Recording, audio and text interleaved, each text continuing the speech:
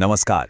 आज हम दो ऐसी वायरल हिंदी हॉरर कहानियों की गहराई में उतरेंगे और समझने की कोशिश करेंगे कि आखिर वो कौन सी बात है, कौन सा लोक कथा का ढांचा है जो इन्हें इतना डरावना बना देता है।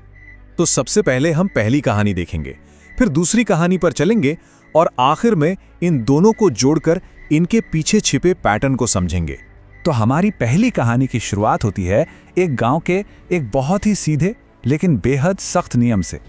ये चेतावनी, ये सिर्फ एक चेतावनी नहीं है, ये उस खौफ की बुनियाद है जो आगे आने वाला है। और ये खौफ तब हकीकत बनता है जब एक माँ अपने बीमार बच्चे के लिए इस नियम को तोड़ देती है।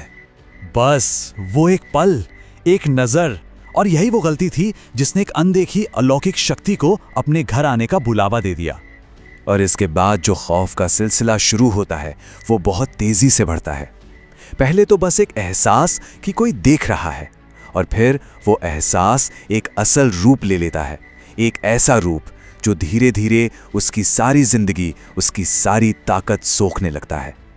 अब जरा यहां देखिए, ये सिर्फ 4 दिनों का हिसाब नहीं है, ये उसकी हालत के बिगड़ने का एक खौफनाक नक्शा है। पहले दिन बस एक झलक, और चौथे दिन तक आते आते ऐसा लगता है मानो उसकी उम्र दशकों बढ़ गई हो, उसकी पूरी पहचान ही मिटती जा रही है। तो इसका हल क्या है? गांव के एक बुजुर्ग हैं, उमा आजी। वो बताती हैं कि इससे लड़ना नहीं है, इसका समाधान है एक खास रस्म, एक अनुष्ठान जिससे उसे रोका जा सके।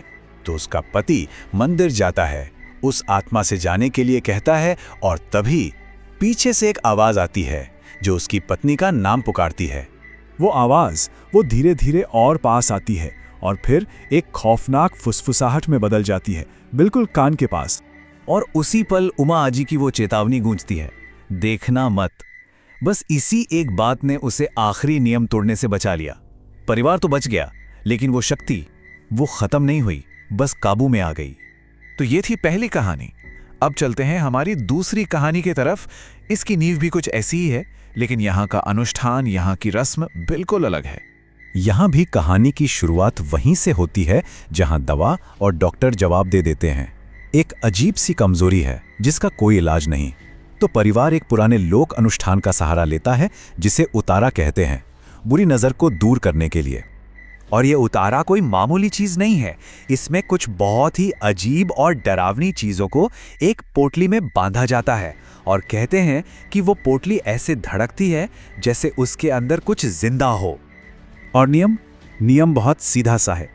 इस पोटली को एक पुराने पेड़ के पास छोड़कर आना है और बिना पीछे देखे सीधे घर लौट आना है। चाहे कुछ भी हो जाए, पीछे मुड़कर नहीं देखना। और जैसे ही वो वहां से निकलता है, अंधेरे में अजीबोगरीब आवाजें आनी शुरू हो जाती हैं। ऐसा लगता है जैसे उतारा कबूल कर लिया गया है और अब कोई चीज उसके पीछे आ रही है। और फिर वही होता है जिसका डर था।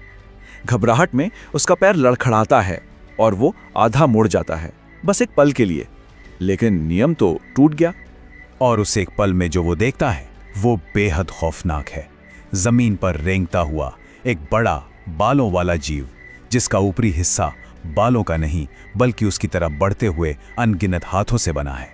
ये था नियम तोड़ने का नतीजा। तो अब हमने ये दोनों डरावनी कहानियां देख ली हैं। अब जरा रुककर ये समझने की कोशिश करते हैं कि इन दोनों को क्या चीज जोड़ती है। एक प्रेतवादित पहाड़ी और एक शापित उतारा, इन दोनों में क्या एक जैसा है? जवाब है इनकी लोक कथा का ढांचा। एक ऐसा ढांचा जो उस अनदेखी दुनिया के लिए कुछ पक्के नियम तय करता है। इस टेबल को देखिए, दोनों कहानियों में एक खास नियम है। पहली में सूर्यास्त के बाद मत जाओ, दूसरी में पीछे मुड़कर मत देखो। और दोनों में नियम तोड़ने का अंजाम क्या है? वो शक्ति घर तक पीछा करती है, और दोनों का समाधान भी एक रस्म या अनुष्ठान ही है। तो इन कहानियों के मूल सिद्धांत क्या है? पहला, एक अनकहा नियम कि पुरानी सीमाओं का सम्मान करना ही होगा। दूसरा, ज्ञानी बुजुर्ग जिसका ज्ञान पीढ़ियों से चला आ रहा है। तीसरा, पीछा करने वाली शक्ति जो नियम तोड़ने पर पीछे लग जाती है। और चौथा, अनुष्ठानिक समाधान, मतलब इन दुनियाओं में जिंदा रहने के लिए पुराने नियमों का ज्ञान ही सब कुछ है। तो समझने वाली बात यह है कि ये अच्छाई और बुराई की लड़ाई नहीं है। यहाँ इन शक्तियों को हराया नहीं जाता, बस उनके नियमों का सम्मान करके उन्हें शांत किया जाता है या काबू में किया जाता है। और आखिर में पहली कहानी का ये सवाल हमें सोचने पर मजबूर कर देता है कि अगर किसी को उसका नाम पता होता तो क्या वो आज़ाद हो जाती? क्या कोई असली समाधान मुमकिन भी था?